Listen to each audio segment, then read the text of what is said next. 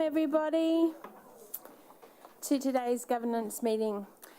Firstly, I'd like to begin today's meeting by acknowledging the traditional custodians of the land on which we gather and to pay my respects to elders past, present and emerging. Welcome to the City Governance Committee meeting on the 10th of the 6th, 2025, and I declare this meeting open at 10:53 a.m. I would like to advise attendees in the room that this meeting is being webcasted and audio recording, and we're all good up in the back corner there. Excellent work. Let's move on to attendance and leave of absence. I have Councillor Bradley and Councillor Jeremiah away today, and there is a motion up on the board for those absences. Could I please get a mover? No, I'm not a mover. Yes, Councillor Lane. Thanks. Can we move to separate those? I've sought advice with regards to that, and we actually have to put what is on the actual No, form. I'm fine with that. Can we move to separate the councillors' leave of absence requests? Yes, can we do that? Yes? Yes? Sure. So let's do Councillor Bradley first. Just bear with us while the meetings team just amends the motion so we can do them separately. But we'll do Councillor Bradley first, so just bear with us for a second.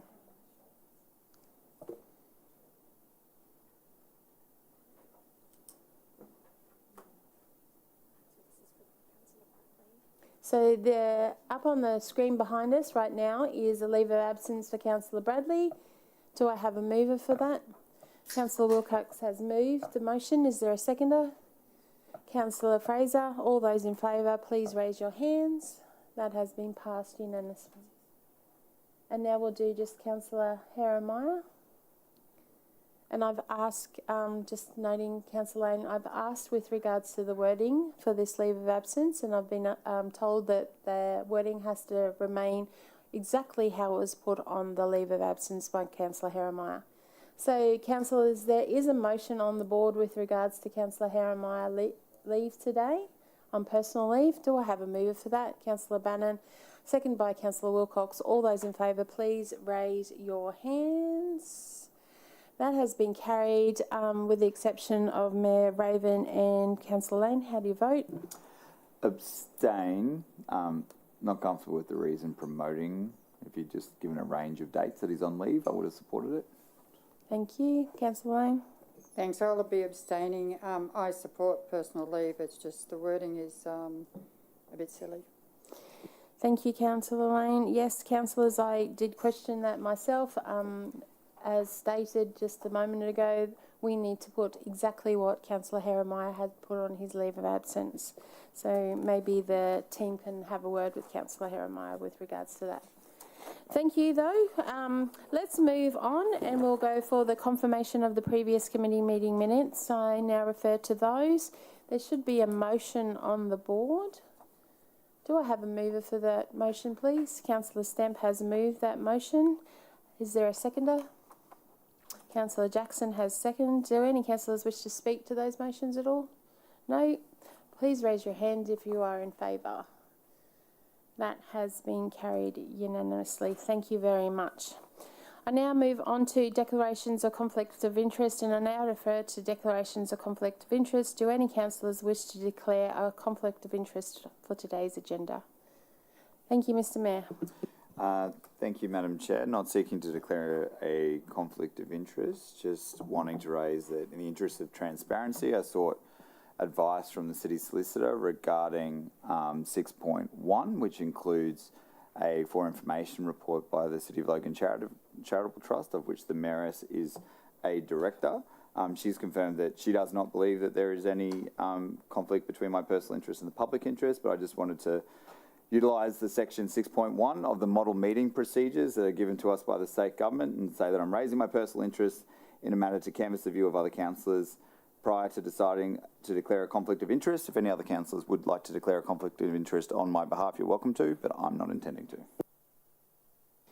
Thank you, Mayor Raven. I also confirmed with our City Solicitor with regards to any conflicts that you may have had, and I'm comfortable with that. Any councillors wish to speak to the declaration? No? Excellent. Okay, then we're moving on. Today we've got a busy agenda. We've got 9 reports today, but our first one is 6.1, which is the beneficial interest update for June 2025. Mark Peace is going to speak to the report, but I do note that we've got some special visitors in the room. We've got John Gilmore, Chris White, Graham Kaplan, and Our Lady Mayoress down the back there. Thank you all for coming today. We appreciate your time here. But now I'm going to hand it over to Mark. I do note that this is a public report with confidential attachments. If we do want to speak about anything that is confidential, we will need to move into that confidential report. Over to you, Mark. Thank you. Thank you, Chair, you, Mr Mayor, councillors, for your time today. This report presents the quarterly reports of council's beneficial enterprises for the period 1 January 2025 to the 31st of March 2025. Firstly, the quarterly financial report of the City of Logan Charitable Trust is presented in accordance with the service agreement between Council and the City of Logan Charitable Trust. Secondly, the Board of Greenovate have voluntarily provided an update on the materials recovery facility project that they are currently progressing. And there's a quarterly report for the Underwood Innovation Lab, which provides their financial statements and an update on their progress against the KPIs, which are outlined in the 4-year strategic plan that they have. And also presented is the final shareholders report for Invest Logan, which was deregistered on the 21st of April 2025. As the Chair mentioned, we do have representatives from the beneficial enterprises here to answer any questions, but I'd like to invite Chris White, the Director of Greenovate, to come and join me at the desk, who just has a few words that he would like to share with you.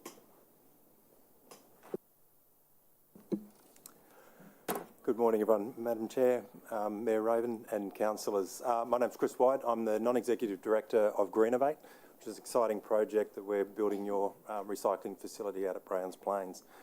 The report we provided was as at the 31st of January, so obviously time has moved on. So I'm going to give a little bit of a brief update of what's moved since then.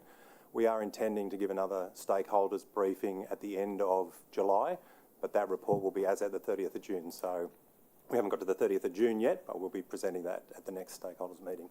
Bit of an update. So we've now, as an organisation, as Greenovate, we have a full board of directors. We've established a audit, risk and financial committee. We've also incorporated a governance and remuneration committee as well. The project, we've also put on a project manager and contractors administrator, which is being done by RPS. That gives us a bit of an arm's length on the process because this is a DBOM type contract or DBMO contract. The site works out at Browns Plains has now completed as far as what Logan City Council has done for the organisation. So that's now enabled Regroup and FKG, who are the builders of the facility, to mobilise onto site. And they mobilised on the 14th of May. And they're now starting to do their works on site. So it's all progressing very well. We've also established a project control group meeting as well. So that's a group that meet weekly with RPS, but also with key directors, Regroup and RPS and FKG on a monthly basis to give us an update on where they're progressing. So we want to make sure that the construction of the site progresses as per our plan, everything stays in tow, we don't have any overruns and we're able to manage our costs. And the last point I just want to raise too is that as a board we set the 25-26 budget has been set and approved. So with that, that's a bit of an update, but we'll be providing a more detailed update with the stakeholders briefing, as I said, on the 30th, around the 30th of July. That will be as at the 30th of June. So. Thank you, Chris, for coming in and giving us that little bit more extra detail. We look forward to July. Councillors, do we have any questions for Chris at all? No, thank you very much. Thank you for coming in. Fantastic. Thank you very much. Back to you, Mark. I just want to check, did any councillors have any questions for any of our other representatives from our beneficial enterprises at all? Mayor Raven? For the charity trust, you want to? Sure. Question without notice, John, and I should have warned you when I said hello. How's the fundraising going? Because your deadline is getting very, very close. Thank you. Chair, Mayor Raven and councillors, many thanks. A brief update as of today, there is another $12,000 in the bank, so our equity is now sitting at $99,000. For the period since the beginning of January, we're at $24,000 raised. Our major event will occur, as you know, on the 27th. We have 55 tickets sold. We are hoping to get to the 100 mark. We are about 2 and a bit weeks out now, and then we have the close out to the 23rd of July to finalise some of the other prospects as well. I do want to acknowledge the fact that we've also received generous donations to support the cost of running the event. So when I last spoke, we assumed the event would be a small money maker, but with now all costs of the event covered by donors and supporters, we are hoping that will actually bring us to meet the KPI requirements that were agreed at the last meeting. Again, it's steady she goes. As we said, this is a long lead, but we do feel confident we'll get to those targets for the first 6-month pilot report. Thank you. Excellent news. Thank you very much, John. And I know the Mayoress has done a lot of hard work in the background as well. So thank you to you, Ali, as well. Could I just make a comment on that? I think it's been I do want to acknowledge the Mayoress has been an absolute important factor in engaging with community, and the prospects we've been using, it's really been the Mayoress who's been able to bring those to fruition. And I would just like to call out that I think it's been a great move that we're using the Mayoress in a very positive way, and we're very mindful of protecting conflicts of interest as we go forward. Thank you. Councillor Lane, did you have a question? Please proceed. Thank you. Is your fundraiser on board and active, and what have they managed to pull in so far? Yeah, so the young lady who we've seconded for that first period of time has been on board since the 12th of February, as we discussed at the last meeting. She's been following through on 83 active prospects. We've had meetings with around about 15 of those people, but again, we're trying to now blend both the efforts of all directors and the fundraiser, but we will be coming to a decision and bring forward in our report a conversation about whether that role continues in its current form. Again, slow lead time on some of these things, but the fundraiser is working. But I do acknowledge, I think the efforts of the influence of the Mayoress have been quite significant. Thank you, John. Back to you, Mark. Do we need to have Unilab or anybody else? Councillors, any questions? Mayor Raven? I have a question, but I think it has to go on a confidential. That's what I was talking to the director about, around Invest Logan. And it may need to be taken on notice, but I don't think I can. How about I ask the question in public and you tell me if you can answer it in public, and if you need to take it on notice, because the answer is the confidential part, not the question itself. So the question I have around Invest Logan is, we can see in the quarterly report what their final operating position was, which is in this report. My question was, in this last iteration, I'd like to know the final position that Invest Logan held. Like, did it get us a return? Did it get us a loss? Did it break even? That's not in this report. It's just the last quarter, which is obviously going to be an operating loss because it wasn't operating, right? But it was resolving all of its other bits and pieces. So to understand what it did for this last iteration of Invest Logan before we wrapped it up would be helpful. Through the chair, thanks for the question, Mr. Mayor. Yes, we would need to take that question on notice and can provide that response. Thank you. Thank you, Mark. Obviously, provide that to the Mayor and the councillors. Thank you. Thank you very much. Councillors, does anybody have any further questions at all? I note that Graham's in the room, and thank you for coming over. Okay, there is a motion up on the board right now. Deputy Mayor Bannon has moved the motion. Do I have a seconder? Councillor Fraser, all those in favour, please raise your hands. That has been carried unanimously. Thank you very much. Thank you, guys. If you need to leave the rest of the day, thank you so much for attending. We appreciate your time. Councillors, we're going to move on to the next report, which is 6.2, which is a confidential report, the Strategic Risk Update, June 2025. I note this report is confidential, but I believe, Mark, you're going to speak to the report first, and then we may ask any questions. If we do need to take it into confidential, we'll do so then. Right now, Councillor Stamp. Yes, Councillor Stamp. Thank you, Madam Chair. I was just curious to why this whole report was confidential. I thought that obviously an element would be, obviously an attachment, but I just was curious as to why the crux of it probably couldn't be discussed publicly. Thank you, Councillor Stemp. You're a mind reader. I think that's what Mark's going to actually talk about. So thank you very much for bringing that to fruition. So over to you, Mark.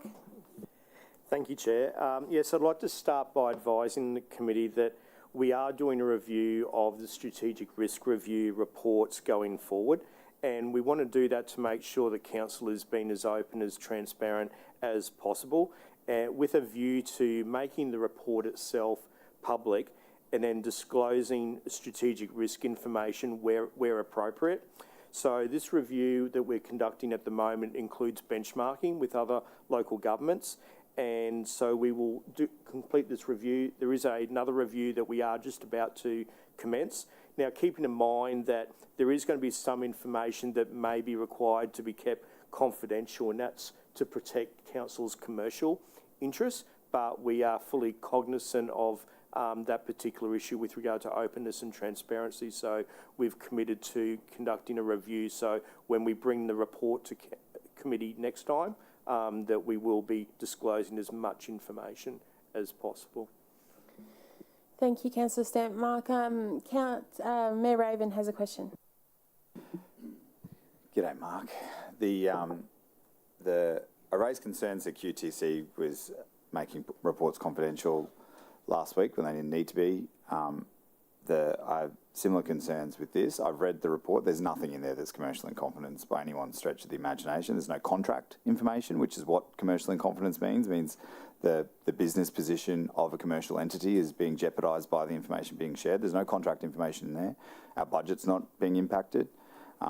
Once upon a time, there was a provision under the Act that said we could go into confidential in order to protect the reputation of local government. We don't have that provision anymore, which is the only one I think you could rely on, because understanding risks to local government could be embarrassing if we weren't managing them well. I think we are managing them pretty well. There's probably one in there we could do a little bit of a better job on, which I'll get stuck into once we're in confidential. But I don't think we need a review. We just need to not lock down reports unless there is actually grounds to do so, and I don't think there is on this one. I'm thinking of all, as I read through it, because as soon as I saw it, I was like, hang on, I don't understand why our risks, because we're essentially a publicly owned entity. The risks that we take and how we manage them are of public interest, and it is not in the public interest to hide that behind a confidential veil. So no review needed. Just don't put reports into confidential unless there's actually grounds to do it, because I don't see them in this. There's just none. There's no contract. There's no dollar figures. There's literally some stuff that could be embarrassing, and that's about it. And I'm not embarrassed by it. I think it's great that we're managing those risks, that we've identified them, that we've put controls in place, and that those risks have changed afterwards. I think the community would want to see that. You're doing yourself a disservice by hiding it. You could be praised for managing those risks really well. So in future, only apply it if it actually needs to be. You don't need a review.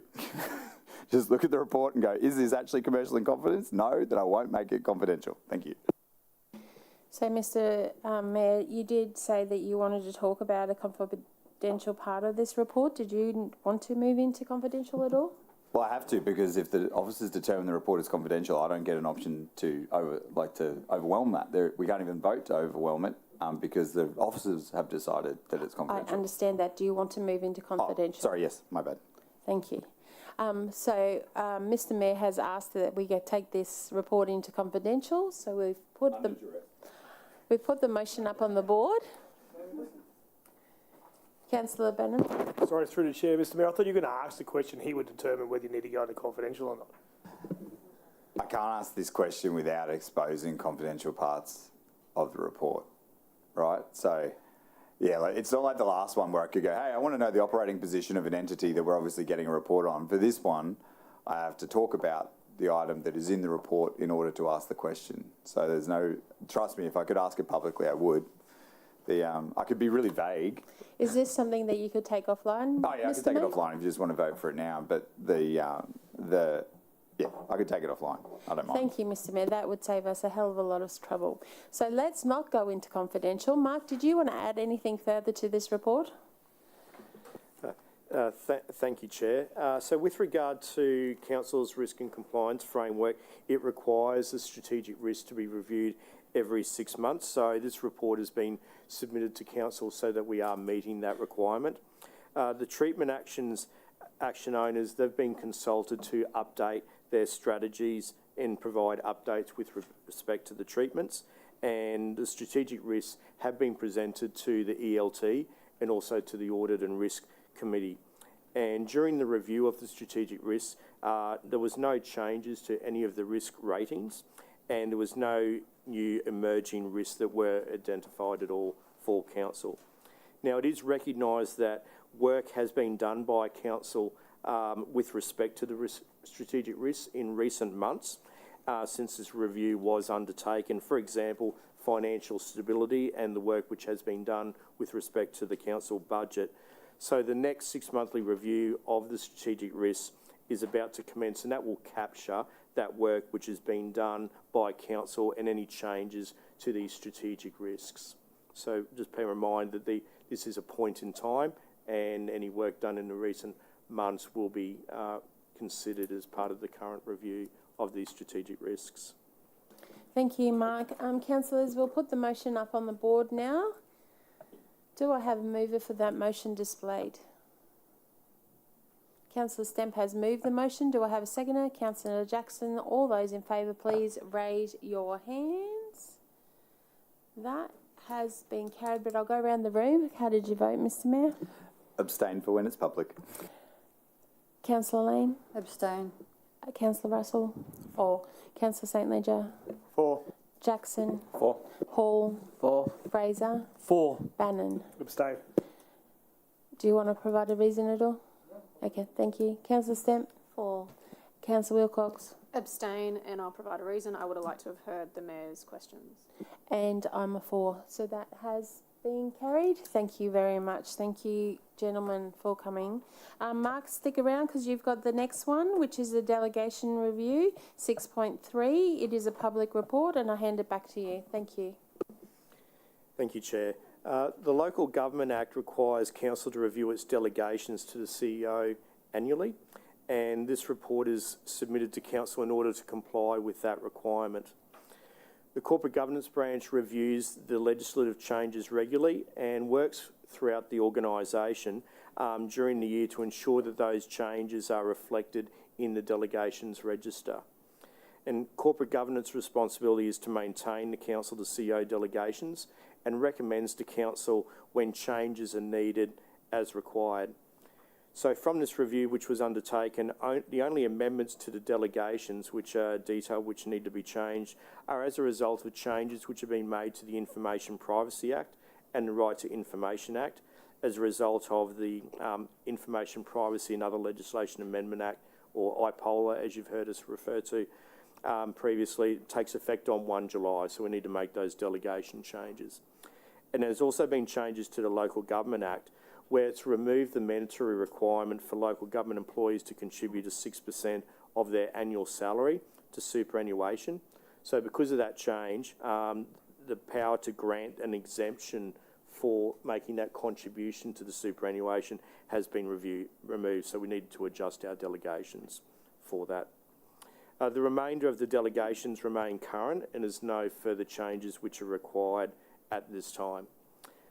I'd also just like to point out, just with respect to the first line of the recommendation, which you'll see, that has just been adjusted to make sure that it asks council to note the delegations review has been carried out. I'm happy to take any questions from Thank you, Mark. councillors. Mr Mayor. Great job. Really appreciate you having the track changes especially, so I don't need to check every single line of the report. Deeply, deeply appreciate that. This question is adjacent to the report, not directly relevant to the report. So if you want me to save it for GB, I'm happy to. But while we've got Mark here, I didn't realise that on page 32, 4th row from the top, don't worry, I'm going to tell you what the power is, that the CEO has the power to review divisional boundaries. I understood that that got triggered from ECQ.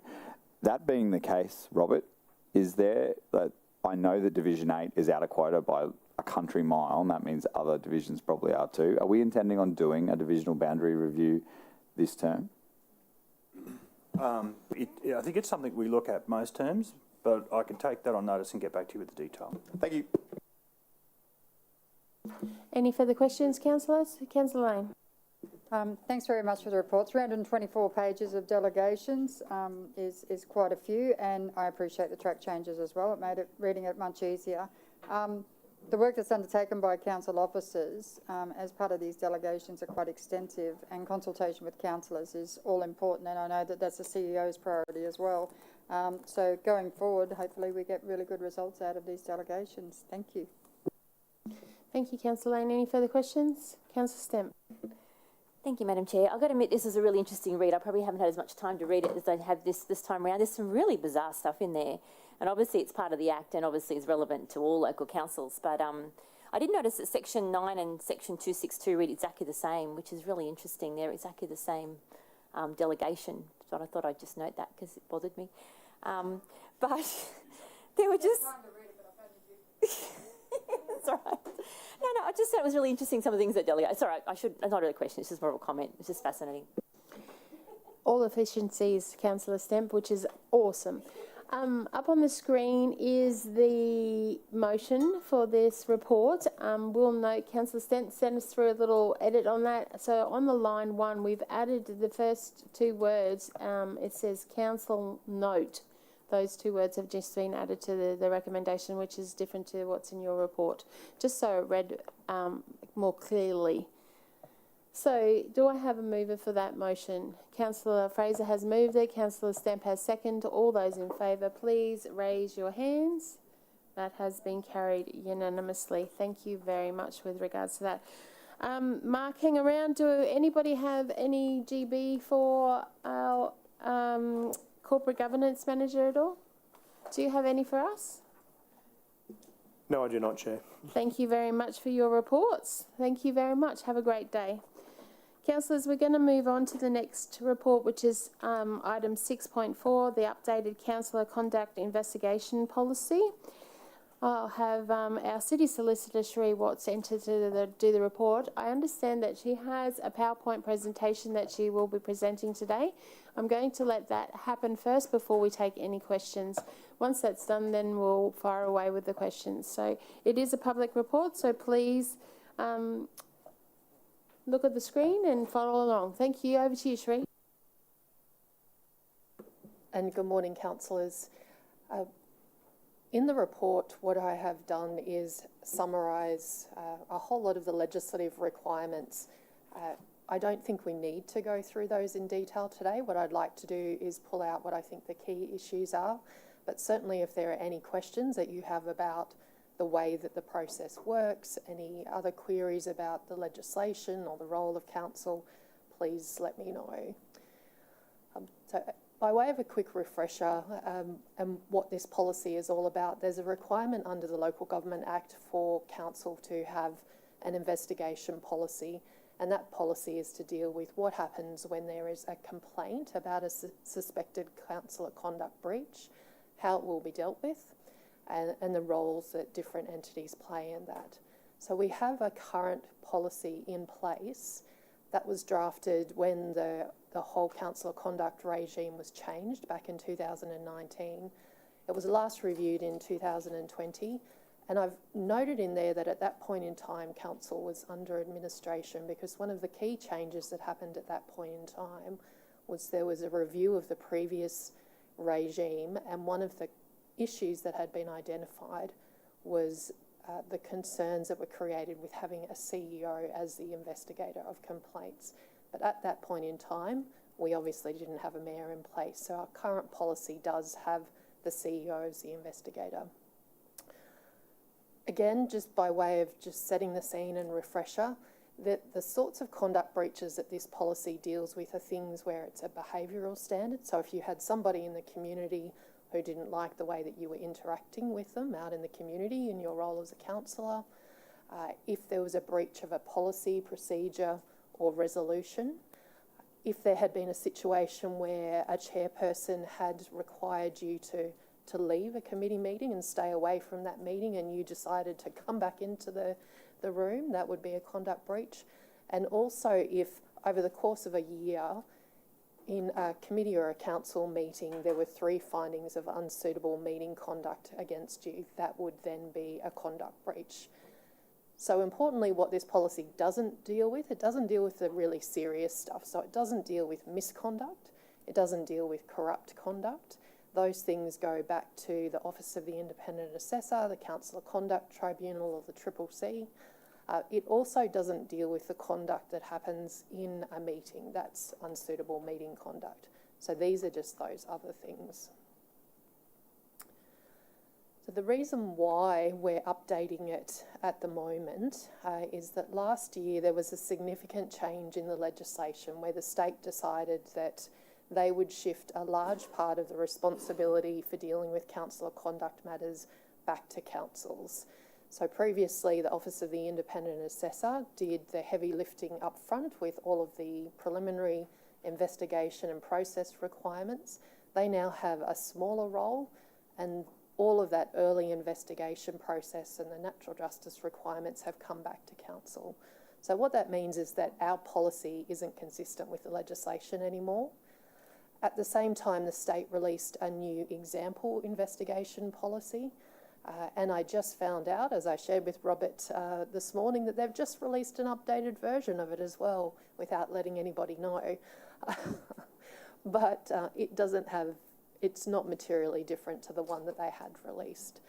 That it can be used as a guide. We don't have to comply with it strictly. They simply release it as a tool for local governments to refer to.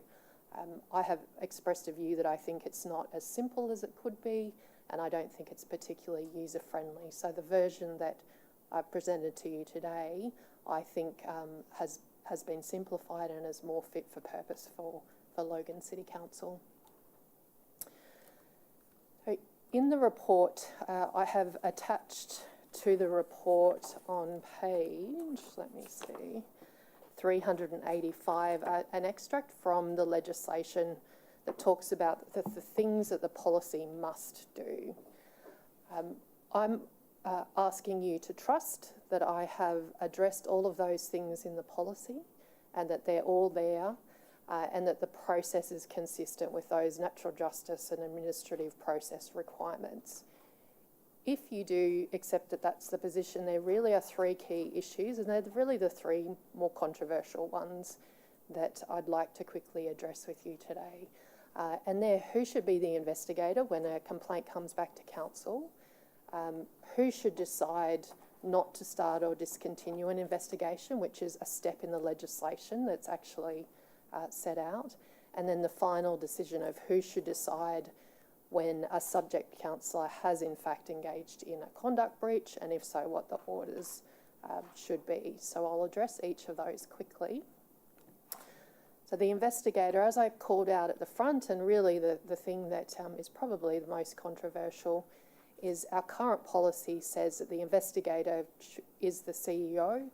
In this version of the investigation policy, I have recommended that the investigator be the mayor.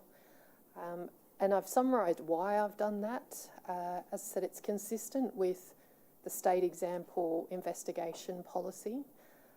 It also really importantly, I think, reflects those extra responsibilities that the Local Government Act says that the mayor has in leading and managing councillors.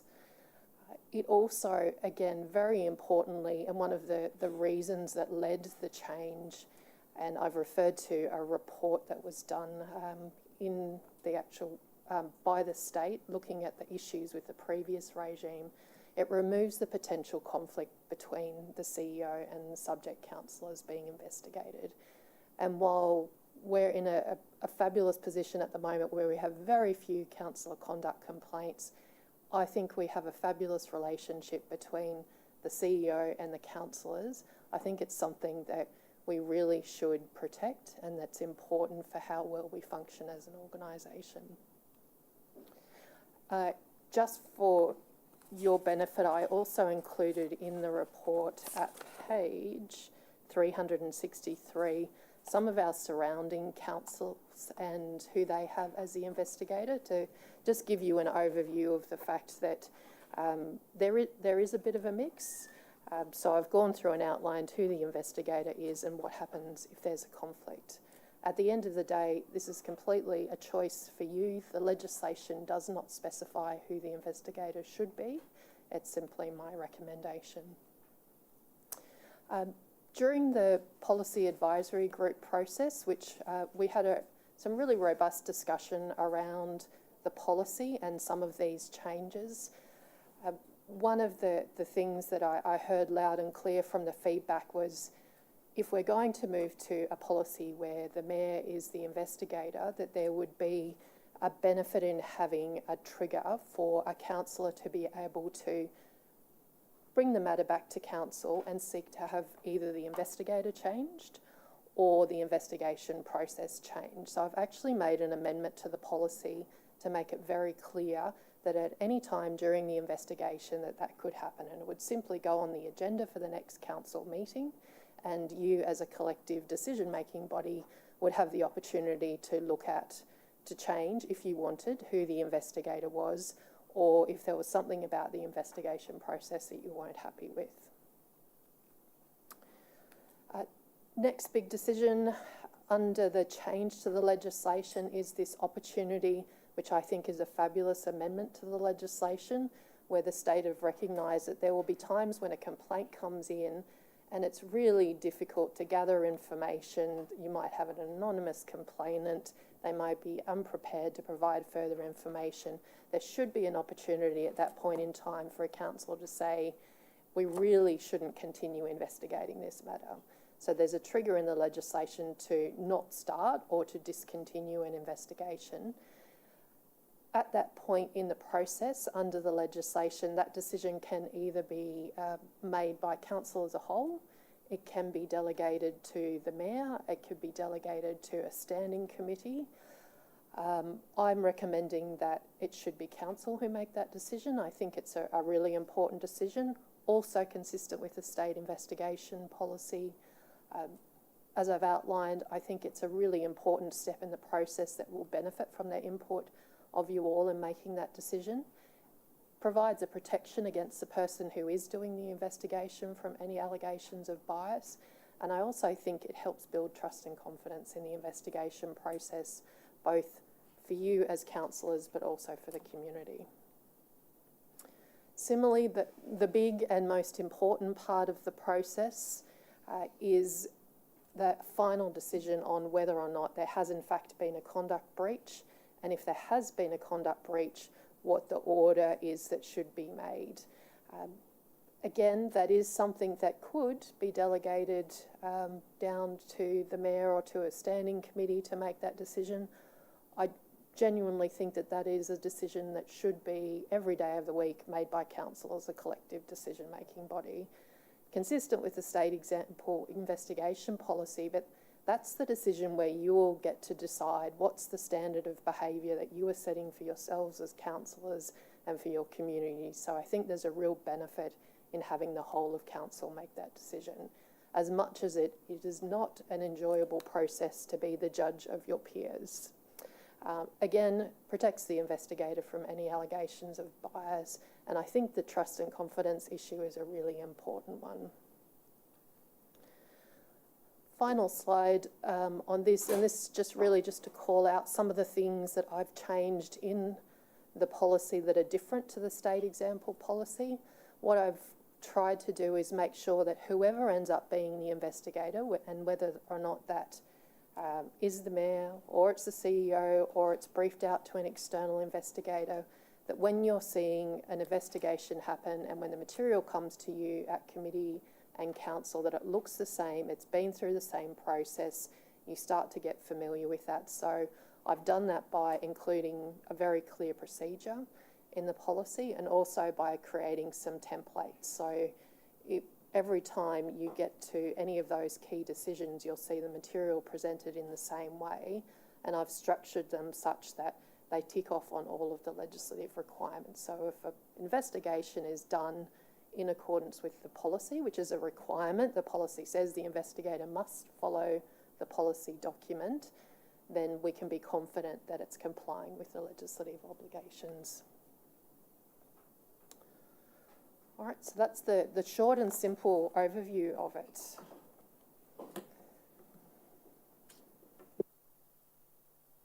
Thank you, Cherie. Councillor Lane. Thanks very much to you, Madam Chair. Cherie, thank you for that. I'm glad that you've undertaken this exercise, and I think it's really important. My question is, what ramifications can be placed onto the Mayor as the investigator? Through you, Madam Chair, in relation to any potential risk that the Mayor faces in being the investigator, I think there's probably a few. There's the issue of timing. Obviously, it's a resource implication for him. He could potentially, if there was a councillor who didn't have confidence in the way that he was conducting the investigation, it could lead to a complaint being made about the Mayor in relation to how he conducted the investigation. And that would be in the context of, this is obviously a policy document. One of the issues that can trigger a conduct breach is non-compliance with a policy. So by making this particular policy very process focused, it has very clear steps about ensuring natural justice. If somebody felt that the Mayor wasn't complying with those requirements, that could trigger a conduct breach complaint. Thanks. But feelings aren't law, are they? Absolutely correct, Councillor Lane, and I think again the ability to have that trigger in the policy where if a councillor was concerned that they could bring that to their councillor peers to raise their concerns means that hopefully with that mechanism to raise complaints it wouldn't result in a conduct complaint. Yep. Well, I understand the Mayor's leading the councillors. If people's feelings came into consideration, they felt that they weren't being dealt with fairly, the Mayor would actually rack up a number of complaints against him, whether or not they were substantiated or not. And that would reflect poorly on him, I would imagine, over a period of time. Not that we have all that many complaints here in Logan, particularly compared to other LGAs. The second question I want to ask you is, why would we value the relationship between the CEO and councillors above the relationship of the mayors and the Mayor and councillors? I don't quite understand that. Through you, Madam Chair, and interesting discussion given one of your later agenda items that you have on today. The critical difference is that as councillors, you can dismiss a CEO. As councillors, if you decide you don't like the Mayor, you have no authority to get rid of the Mayor. That's a matter for the community to make that decision. So it's a very different power balance between a CEO and councillors and the Mayor. And I understand that. I also think that there is an expectation that the CEO is safe, if you like, in terms of bias and having a whole organisation behind him to undertake these investigations. Does the Mayor have any additional resources at his behest to be able to undertake and determine things as the investigator? Thank you for the question, Councillor Lane. In the policy, I have drafted into it an ability, if the Mayor is the investigator, that he can direct the CEO to appoint an external investigator. So if the matter requires external investigation, but additionally made it clear that the Mayor can ask for assistance in carrying out the investigation in the normal way that he would seek assistance from the organisation. And what happens if the number of complaints escalate? The Mayor is just asking the CEO for the org to do the job that the CEO would be undertaking under the old policy anyway, really. It's just the final say-so is his, with all the risks that come with it. Sorry, I'm just trying to get so there's no additional resources to the Mayor, he just has the use of the org through the CEO or an external investigator at a cost. That is correct. Obviously, if Council felt that in order to fulfil this function, the Mayor required additional resources, that is something that Council could decide to do.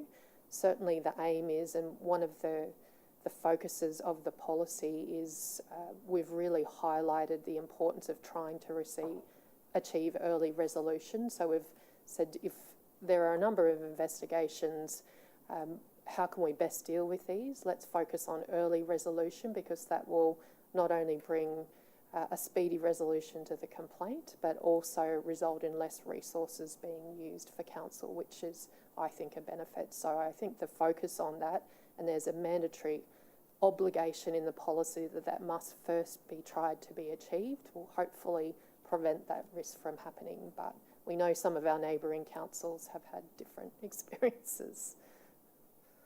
Thanks, Madam Chair. You're welcome, Councillor Lane. I have a few councillors lined up.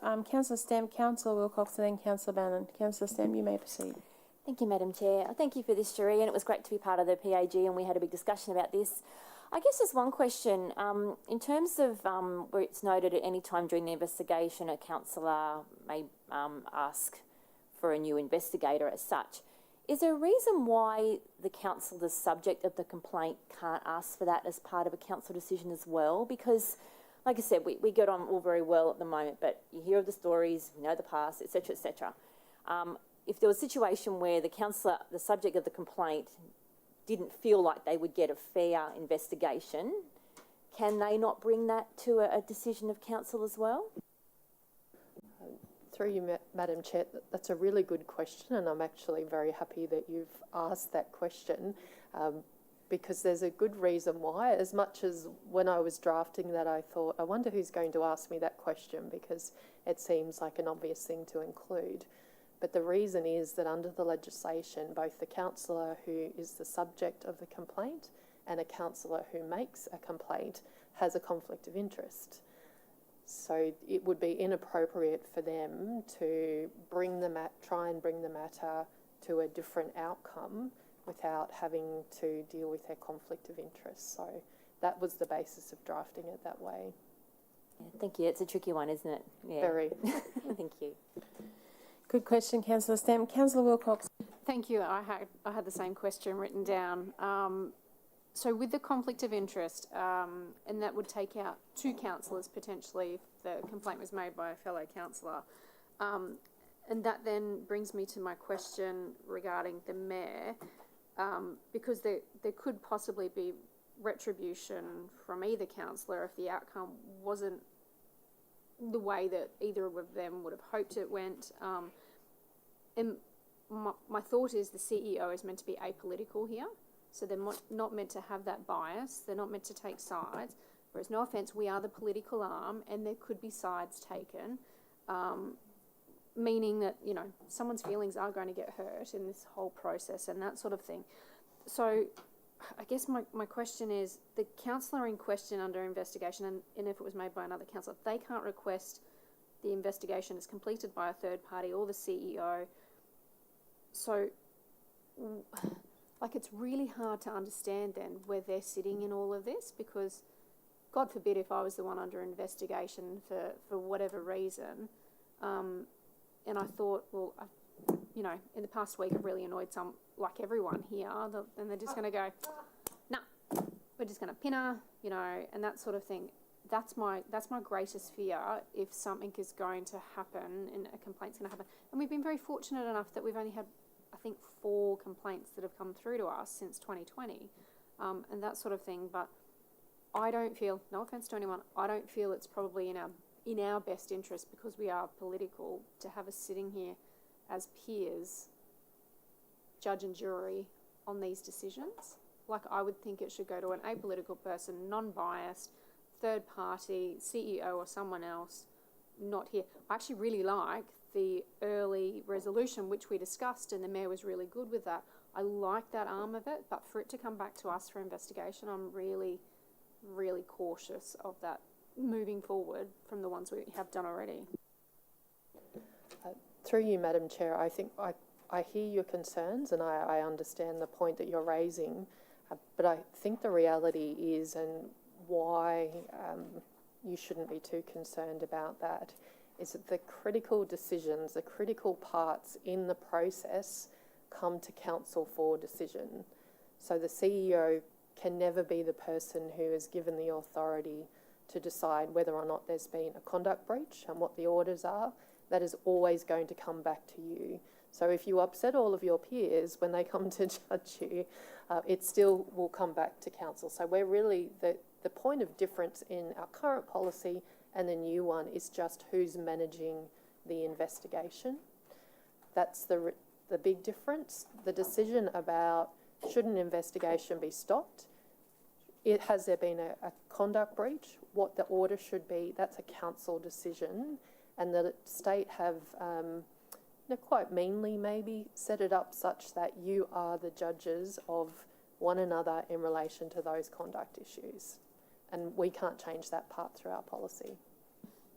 Can we, if, just for devil's advocate here, if the mayor can't put it through an early resolution process, can we get the CEO to do the investigation and then bring it back to us as a councillor cohort with their findings, for then to us to make a decision? Because then there'll be no bias taken out of it. They can then truly investigate both sides from a political view and then bring it back to us with all of the facts set out. I don't know. Through you, Madam Chair, I think the practical reality is if that role goes to the CEO, then what's going to have to happen is the appointment of an external investigator. That comes with, as we've seen with the few that we've dealt with, a substantial cost involved, which certainly wasn't seen favourably by you all the last time we dealt with the councillor conduct matter. But still, all that the investigator will do is give a report based on the facts, and they will present that information. They won't tell you how to decide the matter. That will still be a decision for council to make. Thank you, Councillor Wilcox. Councillor Bowman. Thank you, through the chair. CEO can't do it. I don't live in the what ifs. What if I don't like Windy, or what if Windy doesn't like me? At the end of the day, we're paid to make decisions. It's not fair for me to make a decision because we can stop his employment. My only question is, and John, Mr. Mayor, you're a big boy, you know, and you are. Everyone keeps saying apolitical, like you'll always do the right thing. That's why you're the mayor of the city. Hey, you're the one that's going to have to be the investigator, and this is what the state's recommending, as well other councils are doing. I'm definitely supportive of the recommendation, but I just want to know your thoughts on what you think about it, because I know you're not worried about people having a sook. Otherwise, you wouldn't be the mayor, and you've got the biggest media coverage of any mayor in Queensland. So I think you're a big boy, but I'd just like to hear your opinion on what you think and how you'd go with it. Thank you, Councillor Bannon. Mr. Mayor was next anyway, and I'm sure he's going to express his thoughts. Thank you. A few things. One, nothing I say is about me or any other councillor. It's about positions, right? So this, ideally, we set this policy and it works no matter who the mayor is, whether there's an acting mayor, a deputy mayor, whatever the situation may be this term and in future terms. Because if we get it right, we don't need to come back and have this conversation ever again. So thank you for good work, Cherie. Unless the legislation changes again and then we're all up the creek without a paddle. I think the concern to protect the CEO is valid. We can fire the CEO. So if a majority of councillors get an investigation which they don't appreciate, they can fire the person who was the investigator. That is not a good situation for the CEO to be in, and won't prejudice this CEO's behaviour, but might prejudice the future CEO's behaviour if they're not quite as experienced or as good as he is. And it also creates a perception of bias from councillors. Why would a CEO ever do a thorough investigation of a councillor? Because if it's seen as too thorough, you could reprise. And it doesn't even look like reprisal because it just comes up for contract review and you terminate him, right? So that's the big problem for having the CEO. And there's reasons for why we had it. And the concerns around the mayor having control of the investigation sound like you think the mayor is going to investigate. I won't be doing any investigating. The word is investigator. I will be either going early resolution. I'll test whether or not the complainant is actually responding. So if it's an anonymous complaint, I'll try to write to them. That won't work, and then I'll recommend that we dismiss the investigation, because if you can't talk to the complainant about it, you can't do a proper investigation. And then if there is an investigation to be done, I get an external to do it, because I don't have the time or resources in my office to do an investigation, and I don't think it's good use of ratepayers' money to put a resource into my office just for that, because we don't get enough of them. To the point around what happens if someone's having a bad week, as Cherie said, we will always be judging each other, so good reason to be collegiate with your colleagues. But I also don't think any of us in this room, and even in past councils, would ever put like a one-off issue towards a code of conduct or a conduct breach, investigation, they'd make it in the public interest, knowing that it will be public, whereas previously it was confidential, which I thought wasn't great. I'm glad the ledge changed around that. So I'm comfortable with it because it protects the CEO and takes one thing off. He will still end up doing the work. To your question, couldn't the mayor just try to do an early resolution, then push it to the CEO anyway? The policy literally says I'm to direct the CEO to do an investigation. All it does is means that if the person you're going to get angry at is someone you can't fire, it protects a person you can fire. That's essentially the reason to have it as the mayor, right? Because the CEO is acting under my direction. There is a provision, so generally I'm happy to do it, and I think it's appropriate. Other councillors do the same thing. I think you get a better outcome when you've got a elected representative than a officer, and no offence to any officers in the room. Officers are very risk averse and will often go beyond the policy in order to be perceived as risk averse. Give you a great example with the one and only code of conduct complaint that I've been held up for. I was not a councillor when that was investigated. That's against this policy. The interim administrator knew that the staff at the time had gone beyond the policy to investigate me and make a complaint. She disregarded that because she felt that it was more appropriate to witch hunt a former councillor than it was to dismiss the investigation. A politician will not do that. They'll go, hey, that person's not even elected anymore. It's not appropriate for a private citizen to be held to a standard that they're no longer elected for. But officers will take a risk-averse position, which is appropriate for them because that's their job, is to avoid risk. So that concern gets mitigated by having the mayor in place. There is one more suggestion, though, I'd like to add to the policy, assuming that you want the mayor, you decide that the mayor will be the investigator. So there is a provision at the moment that lets you exit out of an investigation because the complainant doesn't respond in a reasonable time, either because they're an anonymous complainant or because I write to John Doe and say, hey, I need more information. Are you able to provide it? And they don't respond to me in whatever time frame we set, let's say 10 business days, because we determined that that's reasonable for an officer to respond in. They don't respond to me. I would then make a recommendation to council before I spend any of ratepayers' money to say, hey, we don't have a cooperative complainant, or they're not interested enough in the process to respond in a reasonable time frame, which would cost ratepayers significant money if we continued on an investigation down this path. I'm calling it back to council for you to make a decision whether to discontinue on that basis. What we don't have is an equal and opposite effect for an investigation that's happening with a councillor who may be slowing down the process significantly, which incurs significant costs to ratepayers, to then say, hey, you're not participating in good faith, we're just going to bring it back for council to make a decision now without spending any more money. Because the last investigation cost nearly $30,000. That is an absolute waste of ratepayers' money that could have been avoided if there'd been a mechanism in the policy to say, hey, we're at the $5,000 mark and you're not responding in a timely manner, which is costing everyone money and wasting everyone's time. Let's just stop the investigation now, come with the information we've got available and let councillors make a decision, knowing that that's why it got brought to them at this point in time. Saves ratepayers money, wraps the process up. Often OIA complaints are over quite minor issues. I'll point out Councillor Hall's, if he doesn't mind, which was him sending a slightly meanly toned email. That didn't need to have money spent on it to be investigated. We could have all brought that up and thought about it. Like, we could have seen the email, we could have heard the response from the complainant if they'd decided to make one, and made a decision. That would have saved us, I think it was about $15,000 at the time, Tony. Sorry, Councillor Hall. So there's good examples of where we can save ratepayers money and wrap it up. And sometimes it will be obvious. Like if you've called somebody a name in an email and been incredibly rude to them, we can all see that and make that decision without paying a lawyer $10,000 to $20,000 to figure that out for us, right? Again, an officer isn't going to make that common sense decision. They're going to go risk aversion and they're going to go, we need an investigation so I can't be accused of bias. Whereas I'm going to go, councillors, I think you should make the decision and put it before you. That is the benefit of having the mayor, and that would be for any mayor, not just for me. Any one of you in that position, if you were acting mayor, would do the same thing. You'd go, I'm going to use my common sense, I'm going to try and resolve it early. If I can't, I'm going to try and resolve it as cheaply as possible while still respecting the natural justice principles of the policy. An officer won't do that. That's why I think the mayor should be the investigator, because you get that flexibility, and I think the community expects us to use their money wisely. I don't think they expect us to spend $30,000 investigating things that aren't serious. If it is serious or it is grey, different situation. But for most of them, I think a bit of common sense and basic facts are going to let you make the decision you need to.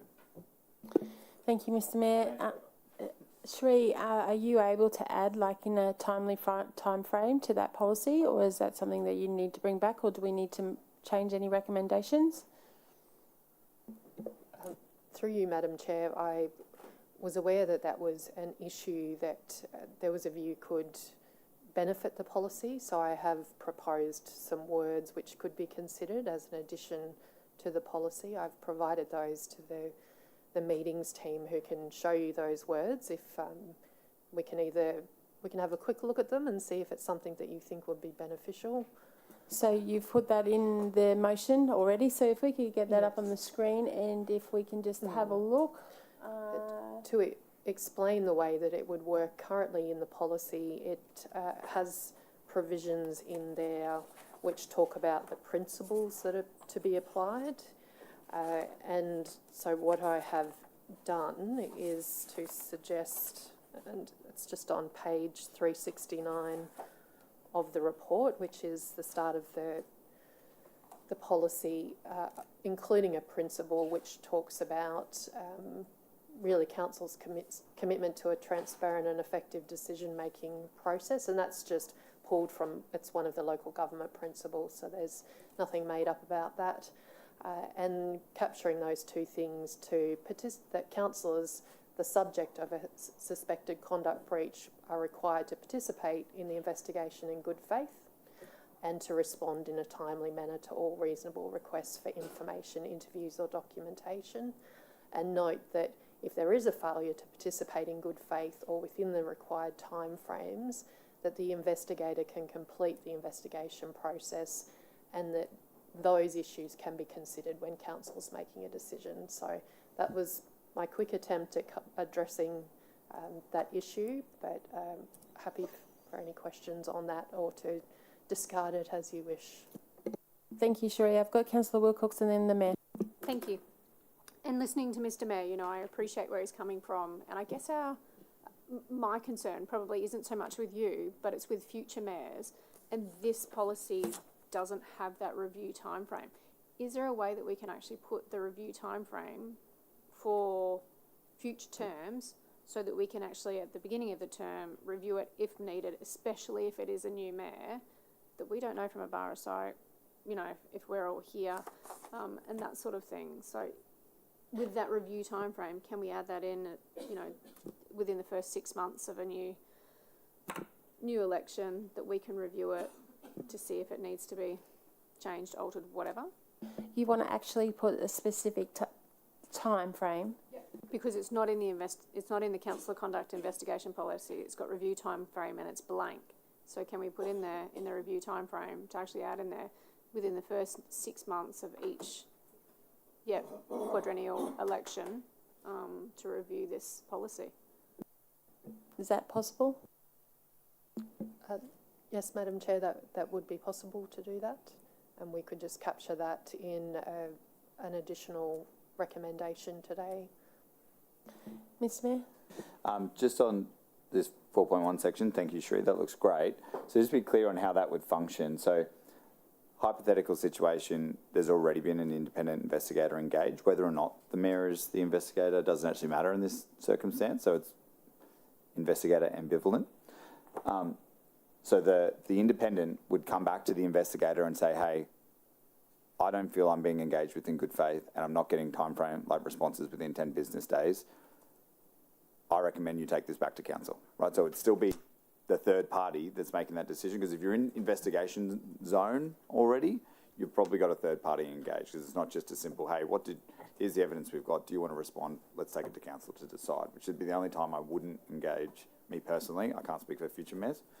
The only time I wouldn't engage an investigator is when it's so simple and clear cut. Hey, Nat, someone's complaining about you about blah. You go, yep, here's my response. You comfortable with me taking that straight to council? Yes, I am. Off I go. Or you may also say, no, I'm not. I'd like an investigation. Then I'll consider that as the investigator, blah, blah, blah, blah, blah. But that gives you a get out of jail free card that saves us spending $30,000 on what is almost definitely going to be a minor issue. Like, they feel like big deals when they're about you personally, but when you look at them from the outside, they're almost always a minor issue where you've just gone a little bit too far with the way that you've handled the situation. In a situation where it's obviously a conduct breach and it's gone much further, then different scenario, but then do you even need an investigation if it's blatant? Who knows? So, but I think this is a great solution, thank you, Sheree, and gives natural justice to the community member as well, because you get this situation where we're saying to the complainant, hey, we can abort an investigation if you don't respond, but there's no equal and opposite consequence for the councillor. This puts it in, and I think it's really good. Thank you, Mr. Mayor. We've added in that extra clause, Councillor Wilcox, on item number 4 with the help of Robert. Can you just check that and see if that's okay? And if we are all out of questions, I'm going to put the motion on the board and ask for a mover on the motion. So if you're happy, can I have a mover, please? Mr. Mayor has moved it. Councillor Bannon has seconded. Councillor Hall? Sorry, I have a question. I just have a question Yes. in regards to this. Do we have any thought as to how this might be perceived from the residents and the community? I don't know, it's just, I think at the moment, residents feel comfortable with the CEO being in charge of investigating these things. It just seems like they kind of perceive that there's some level of unbiasism when the CEO handles this. But I'm just unsure as to how it will be taken by residents in the community. Councillor Bannon, are you pointing order or? No, I was just asking him how would he know that the community are happy with the CEO? But so you might know something I don't, because I've never had a question in my life about that. So I'm just wondering, you might have had community tell you, that's all. Yeah, because usually if a resident's upset with something that I've sent them back, they'll say, I'm going to take this to the CEO. And they usually don't go, I'm going to take this to John. I'm not going to take this to the mayor. Sometimes they do, but sometimes they don't. I think we just need to keep this on track. Please, Mr. Mayor. They totally send, and multiple councillors in this room have the experience of, I'm going to tell the mayor, right? So there is actually an expectation, whether or not I think there's a bigger expectation in the community that I'm your boss, which I know is not true and I don't believe, and neither does the Act. But there is a bigger expectation that I'm your boss and I'll pull you up than there is that the CEO is your boss. Like, they'll complain to the CEO about operational stuff, like, you didn't investigate my dog barking properly. But if they think you've underperformed, they come straight to me. And I generally go, hey, you've really got to talk to your councillor, because I'm not your boss, right? But the Act does make me the manager of your conduct, unfortunately. So sometimes that's the perception the community has. Okay, Tony, have we cleared that up? Excellent. So we've got the new motion on the board, and then I've got to also move the PowerPoint presentation. So Mr. Mayor has moved it. Councillor Bannon has seconded. All those in favour, please raise your hands. Okay, that has been carried. Councillor Lane, how did you vote? I abstain, Madam Chair, and I abstain because there are several councillors absent today, and both of those councillors have been subject to investigations in this room. So I think having their input is really important. That'll be noted. Thank you, Councillor Lane. So that has been carried. We do need to move the motion with regards to the PowerPoint presentation that was given today. Do I have a mover for the PowerPoint presentation? Mr. Mayor, Councillor Bannon, all those in favour, please raise your hand. That has been carried unanimously. Thank you. So while we have Sheree in the room, do we have any general business for her? Do you have any for us? No, thank you, Madam Chair. Thank you very much. That was a very, very big report that we had to discuss and take seriously. I have to say this cohort is exceptional, and we should be the leaders of the pack and keep going. Thank you very much. Okay, let's move along. We've got 4 more reports to go. 6.5, Local Infrastructure Program for June 2025. Margaret Burnett is going to join us for this report. I always love this report. We've got 21 new projects. Please speak to your report, Margaret. Thank you, Chair. This report seeks to endorse expenditure under the Local Infrastructure Program. There's 21 new projects this month and 1 material amendment, all which align with the policy. Thank you. Any questions? Councillor Lane. Thanks very much, and thanks to all the teams that put our LIP forms through. Just a process question. So when something's approved, does it automatically just go to the branch in the terms of funding, or do they have to raise a purchase order? The funding actually gets transferred straight away, and then they have to raise a purchase order to be able to enact those expenses. But the actual budget doesn't go to the branches until there's a budget amendment. Hang on a second. So we approve it. the money gets transferred to the branches raise the purchase order, but it doesn't get funded until you do a budget amendment. Is that what you just said? Or Probably overcomplicated a little bit then. So yes, they are automatically able to initiate the expenditure. The funding is available. It just won't show in their branch budgets until we do a budget amendment. Are all the branches aware that they can, as soon as something passes General Council, that they can proceed with orders? That's correct, yes. Okay, thank you. Thank you, Councillor Lane. Any further questions? Mr Mayor? When something comes up for the LIP project, does that mean it's got the support of the branch? So it wouldn't come and, like, if a council wanted something, the branch said no, it would end up here. That's right. It's the support of the branch, and if the manager doesn't support it, then the recommendation is that we don't support it. So you would bring up, so We if the will bring it councillor up. said I'd still want consideration by my peers, it would come up, Yes. but it would specifically say it wasn't supported. That's right. Okay. And so it's always got support of the branch. As far as I'm aware, all of them have had branch support. Sweet. Thank you. Mr Mayor, if they're not supported by the councillor officers, it'll be written in the report and it'll be special consideration for us to decide. But these ones are all being approved. So we've got 21 projects for this current month. So there is a motion on the board with regards to the attachments, because our councillors have been busy and being added to the list constantly. So do I have a mover? Councillor Lane has moved the motion. Do I have a seconder? Don't all rush me. Oh, no. Okay. Councillor Wilcox anyway. Thank you. All those in favour, please raise your hands. That has been carried, noting that Councillor Bannon has left the room for a second. Oh, no, he's there. And now the motion on the board. Do I have a mover for the motion? Councillor Lane, Councillor Wilcox, all those in favour, please raise your hand. Councillor Bannon? Yes, thank you. That has been carried. Thank you very much. Let's move on to the next report, which is 6.6, the monthly financial performance report for April 2025. Over to you, Marg. Thank you, Chair. Due to the timing of adoption of the second budget amendment, this report was prepared making comparisons to the first amendment. There's been a new risk raised in relation to the landfill usage, which directly impacts on the depreciation expense of the landfill cells. The operating surplus year to date at the end of April was $24.6 million, which was $18 million over budget.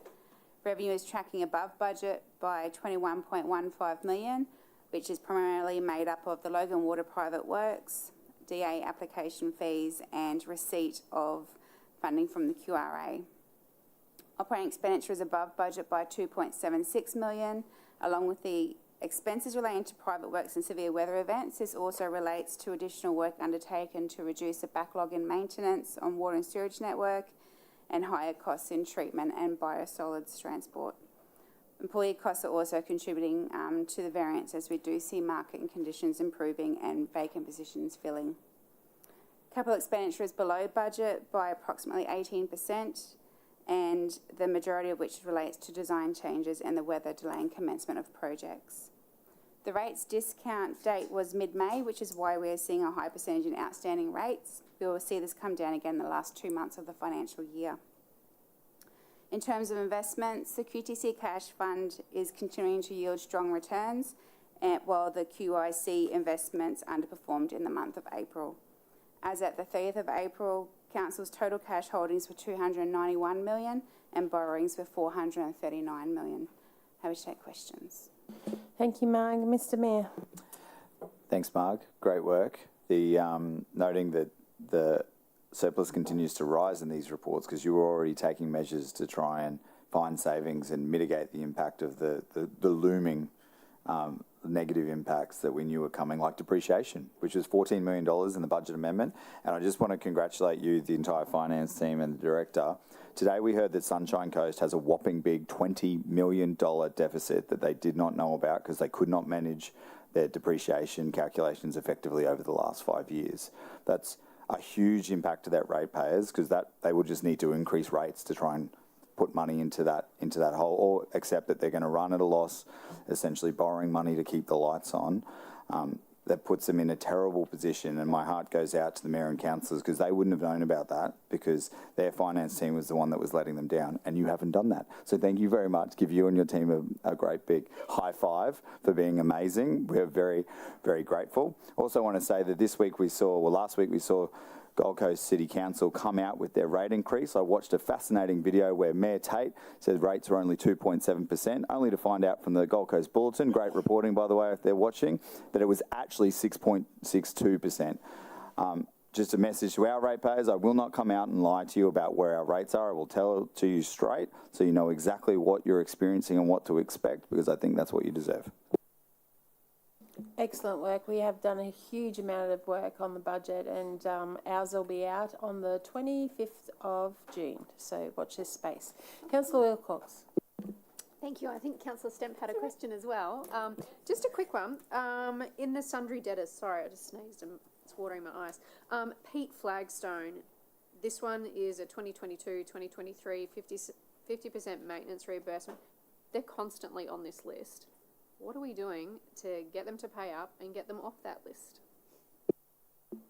So the latest is that Pete will sign the agreement. However, we do have to go through a few more hoops for that one, and then we'll reverse his invoice and reissue it at the agreed amount.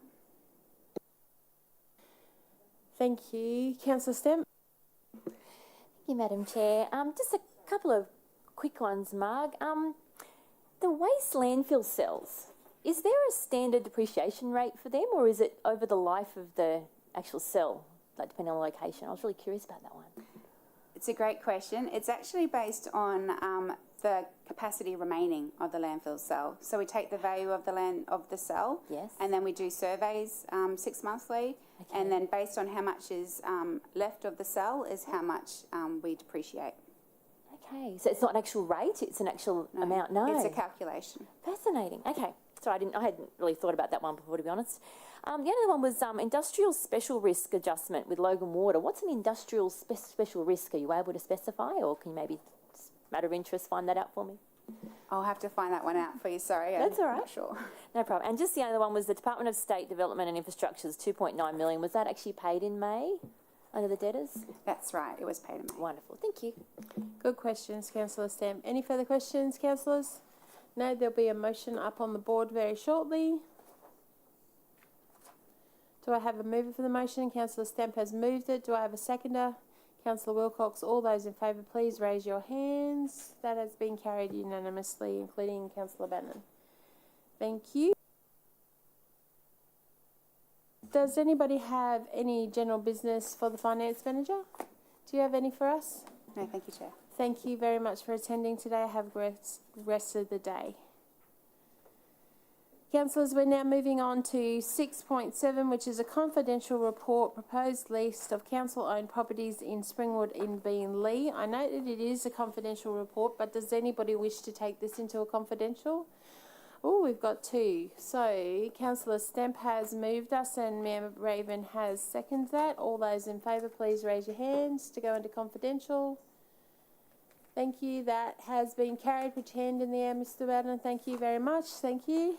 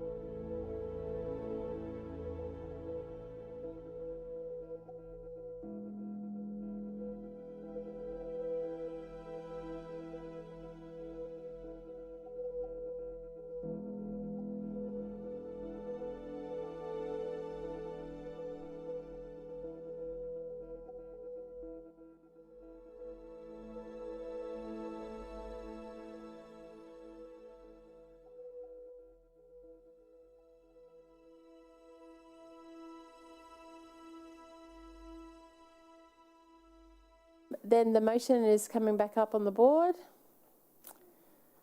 Do I have a mover for the motion, please? Councillor Bannon has moved the motion. Mr Mayor has seconded. All those in favour, please raise your hands.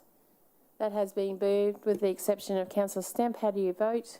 I'm abstaining today, Madam Chair. Do you want to reason at all? No? Thank you. Thank you. That has been carried. Thank you, ladies, for presenting that report. Does anybody have any GB for the corporate property team? No? Do you have any for us? No, thank you, Madam Chair. No problem. Thank you, ladies. Have a great day. Second last report, councillors, 6.8, which is the service review, the corporate governance branch that had the service review, and I'm going to ask Ms Kay Sullivan to come to the table and present her report. Thank you, Kay.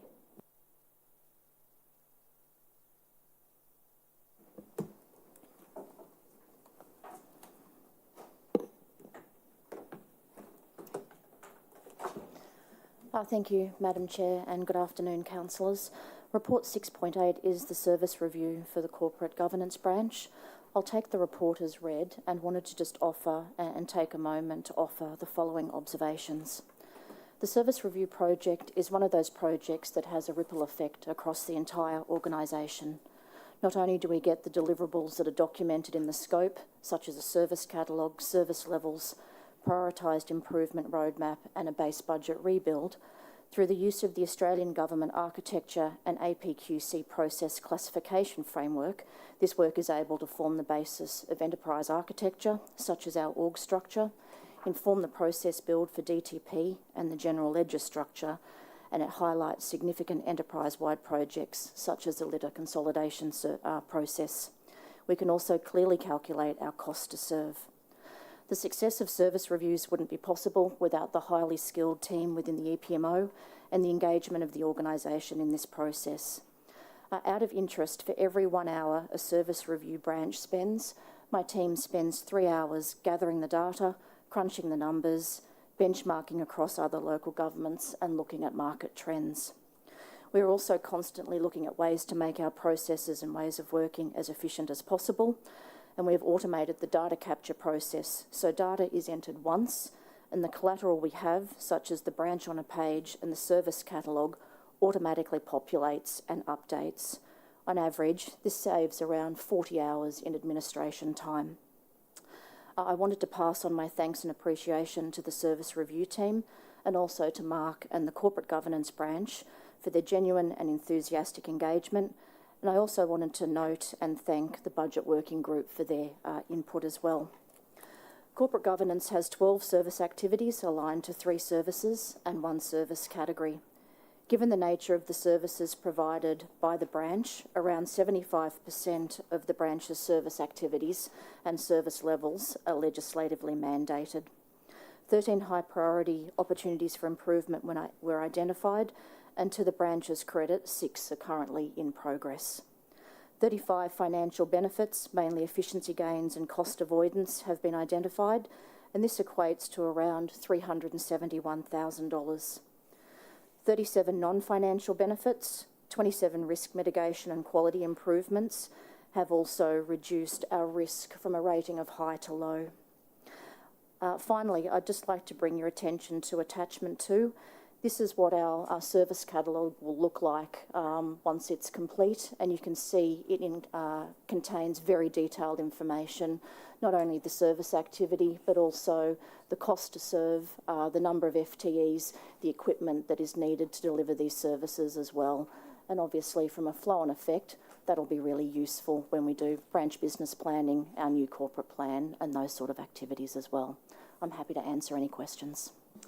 Thank you, Kay. An excellent report. Councillors, do we have any questions? Mr Mayor?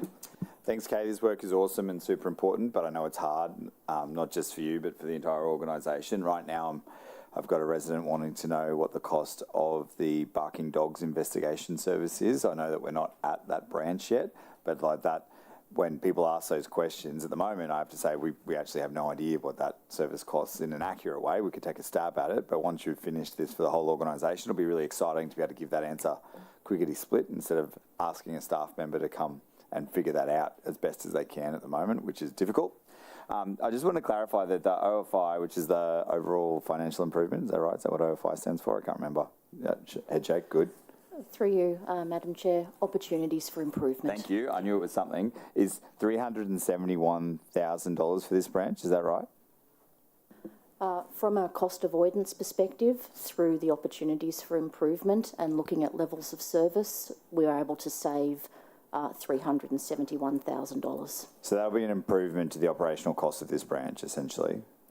It's a mixture of hard savings and cost avoidance. Awesome. So that's really exciting when we're sitting in a world of trying to minimise our operational deficit and maximise our operational surplus without increasing rates as much as possible. So very well done. Looking forward. And this is a pretty small branch. So to see that has a lot of legislative obligations. So to see those kinds of improvements is fantastic. I can't wait to see a bigger branch and what you can find there. Thank you. Might be a small branch, but very important, right, Mark? 100%. Councillors, is there any further questions? Councillor Lane. Thanks very much through you, Madam Chair. Kay, I know that this review hasn't been easy to kickstart, and starting from zero and having the first branch come off the trigger, there's some great opportunities for savings that have been highlighted within the branch. Obviously, corporate governance has such a high legislative requirement that it's hard to kind of find those pathways for savings, and we know how Robert runs a really tight ship when it comes to staffing. So I really just want to say thank you to the branch, but also thank you to your team, because I know you don't have a full team yet. Like, you're operating on the bare bones yourself and managing to work through that with some really dedicated people within the org. And ratepayers don't quite understand how valuable council officers are when they're trying to save them money and trying to stop increases from having to occur. So thank you. Through you, Madam Chair. Councillor Lane, thank you so much for the acknowledgement. It's really important for the team to hear that, so very much appreciated. Thank you. Councillors, any further questions? Excellent report. Our motion is up on the screen. Do I have a mover for the motion? Councillor Lane has moved it. Councillor Fraser has seconded. All those in favour, please raise your hands. Mr Mayor, thank you. That has been carried unanimously. Thank you very much. Does anybody have any general business for the Enterprise Portfolio Manager? Councillor Lane. Who's next?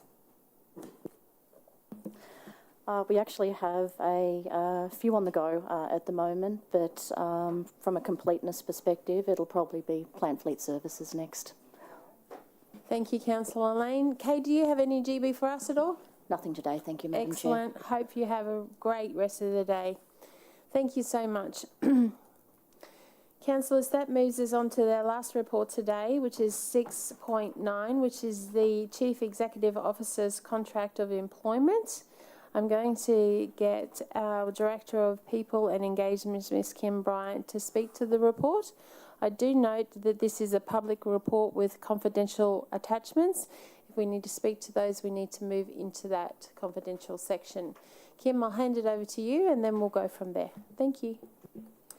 Good afternoon. Pardon me, councillors. As the Chair has described, this report is to seek endorsement for a new employment contract for the CEO. His current contract expires in January 2026, and according to the policy, we need to have this negotiated and in place 6 months ahead of that time frame. I'll take the report as read. You also have the finite details in the confidential attachment, and the Mayor or myself would be happy to answer any questions that are applied to this report. Thank you, Kim. Councillors, does anybody want to take this into confidential? No, we're taking the report as read. Thank you. I know that there has been lots of discussions with regards to this, Kim, so thank you for your time in presenting this report. If we could just have the motion up on the screen. And Councillor Bannon has moved the motion. Do I have a seconder? Councillor Wilcox has seconded the motion. All those in favour, please raise your hands. That has been carried unanimously. Thank you very much, councillors. Does anybody have any general business for the Director? Do you have any for us? No, thank you, Madam Chair. Thank you. Councillors, does anybody have any GB for Robert at all, our director? Do you have any for us? No, thank you. That concludes today's agenda. And I declare the governance meeting on the 10th of June 2025 concluded at 12:31. Thank you very much for coming.